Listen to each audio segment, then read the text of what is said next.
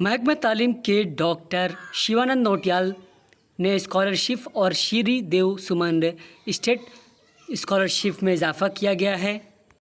पीर को हुकूमत ने ये कहा कि कुछ अरसा पहले ही ऐलान करना चाहिए था। सीएम पुष्कर सिंह धामी ने इसकी घोषणा की थी। शिवानंद नौटियाल ने स्कॉलरशिप को 250 रुपये प्रति माह से बढ़ाकर 1500 रुपये दिया है।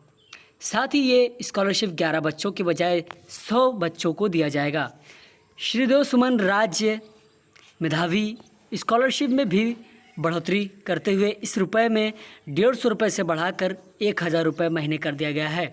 श्रीदेव सुमन राज्य स्कॉलरशिप बच्चों को योजना में हर एक चीज़ उनके काम में आने वाले 5 से 5 छात्र छात्राओं को चुना गया है। स्टेट भर में प्रतिवर्ष 475 तालिब इल्म को इसका फ़ायदा होता है।